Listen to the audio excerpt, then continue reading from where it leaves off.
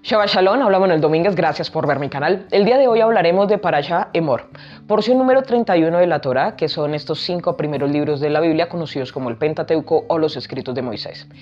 Esta porción que nos corresponde es de Levítico capítulo 21 hasta el capítulo 24-23. ¿Y de qué nos va a hablar esta porción? En grandes rasgos nos va a hablar del comportamiento de los sacerdotes. Recordemos que si queremos entender que hay una tierra de reyes y sacerdotes, que hay un pueblo escogido, también debemos entender bajo qué leyes se rigen. Principalmente acá lo que nos va a hablar es de las leyes del comportamiento de los sacerdotes, cuál era su trabajo en el Mishkan, qué cosas podían comer, el no contaminarse con muertos, cómo cortar su barba. Tenía todo este comportamiento de qué comer, qué no comer, cómo trabajar. Da una descripción también del día a día, de cómo se repartía el alimento dentro de las casas de esas personas que se dedicaban al trabajo dentro de ese tabernáculo móvil o posteriormente dentro del templo. Y va a dar unas leyes muy específicas también sobre los temas de los casamientos de estas personas en particular, que son de la descendencia de Aarón. Adicional a esto, va a hablar directamente de las fiestas. Recordemos que hay fiestas de primavera, de verano y de otoño, y en este caso va a nombrar estas 5 importantes que son Pesach, Shavuot, Rosh Hashanah, Yom Kippur y Sukkot. También va a nombrar lo que son panes sin levadura, el conteo para poder llegar a la segunda fiesta. Esta de Shavuot, más conocida como Pentecostés. Y va a terminar hablando sobre un tema de un transgresor y el castigo de este transgresor al incumplir las leyes. Pero ¿qué podemos aprender directamente nosotros de esta porción? Lo primero es el ser santo. Recordemos la porción anterior que Dushin nos hablaba de ser apartados, de ser un pueblo diferente, de cumplir unas ciertas normas, pero a las personas que se dedicaban directamente al trabajo en el templo, su exigencia era mucho más alta. Por ejemplo, acá hay una controversia donde dice que no deben haber animales defectuosos para poder sacrificar, pero también las personas no deben ser defectuosas, en el sentido de, y acá da toda una descripción, si era cojo, jorobado, si tenía problemas testiculares, da toda una descripción de que estas personas podían participar de la comida, podían participar del pan, podían participar hasta cierto punto, pero no pasar más allá del velo. Aquellos que tenían defectos, se dirá, ¿por qué no poder pasar hasta este lugar santísimo? Recordemos lo que les pasó a los 2 hijos mayores de Aarón, que murieron al ofrecer un fuego extraño.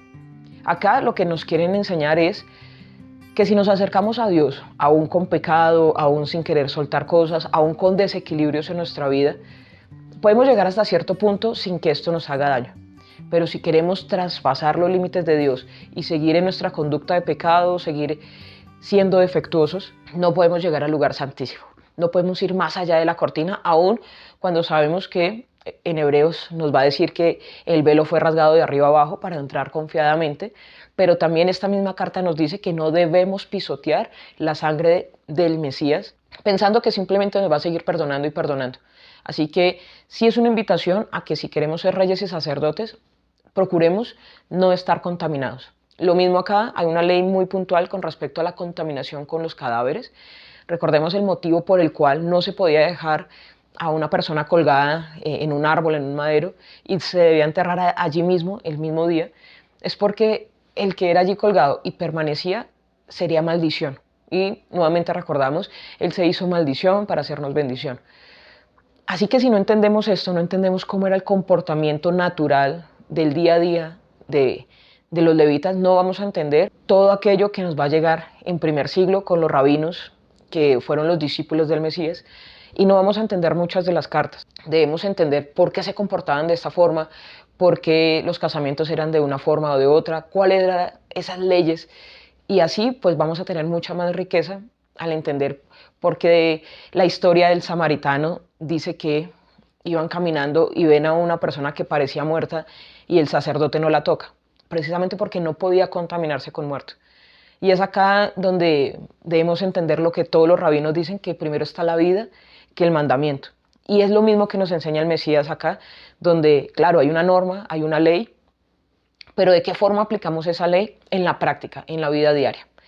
Y asimismo debemos practicar las fiestas, porque si no entendemos las fiestas, no entendemos por qué el Mesías debe morir en Pascua, el conteo del Omer que estamos haciendo para rectificar las 6 sefirot emocionales y poder llegar a Malhut, a esa séptima semana, de una forma limpia, correcta, y poder entrar al lugar santísimo de una forma corregida, sin defectos. Porque la porción de Zohar de esta semana habla sobre las 2 columnas de bronce que habían en el templo, sobre Yaquín y Boaz, esas 2 columnas de bronce que Jeremías nos narra que fueron destruidas y llevadas a Babilonia. Es precisamente lo que ejemplifica las 2 piernas dentro de la Sefirot, y es Nesac y Hod. De hecho, estamos en medio del conteo del Omer. En medio de Nesac pasaríamos a Hod, que es precisamente tener esa victoria, pero también tener esa humildad dentro de la victoria, tener ese equilibrio. Las piernas tienen 3 partes, por lo cual también podemos ver que sería 3 y 3, 6, más la pureza sexual, porque acá también habla de los casamientos, para poder tener esas 7 sefirot corregidas y poder llegar a estar en el lugar santísimo y conectar con Dios, conectar con la divinidad de una forma más corregida. Es lo que debemos hacer acá. Y al final claramente no nos dice que solamente eran leyes, que no pasaba nada, sino que al final nos va a decir que alguien transgrede y tenemos que ejemplificarle a través de un castigo. Pero, ¿cuál es el castigo más grande de la humanidad? Que la luz vino al mundo y no quisieron las obras de la luz, sino que estaban en las obras de las tinieblas, porque no querían que sus obras fueran expuestas. Esa es la condenación del mundo. Entonces, ¿cuál es la condenación del mundo? No entender la sabiduría de los secretos del cielo. No entender que cuando Dios dice a su pueblo, cuando Emor a su pueblo, es porque lo ama y porque quiere que conozca los secretos del cielo.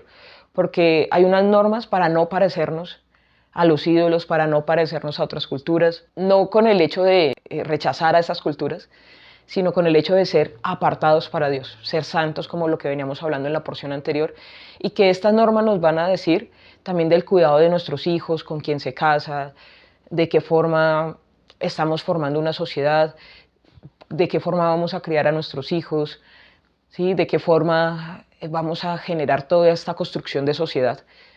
Y esto es el no estar con defectos. Claro, aquí habla puntualmente de mutilaciones del cuerpo, pero entendamos que en este momento de la historia quiere una parte física que después se va a ir hacia lo que son las oraciones, porque ya no se hacían sacrificios sino oraciones.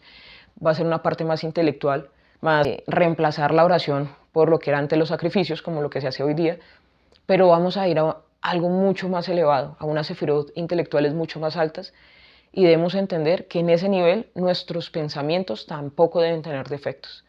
El Mesías nos pone esta vara allí alta en Mateo cuando nos dice que no es solamente hacer los actos como la fornicación, sino que aquel que piensa en su mente hacer esas acciones y se contamina a sí mismo, es como si lo hubiera hecho.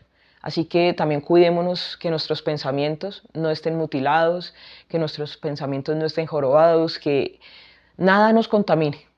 Y de esa forma no toquemos cadáveres, no toquemos aquello que es inmundo, no toquemos aquello que no nos va a permitir conservar la luz.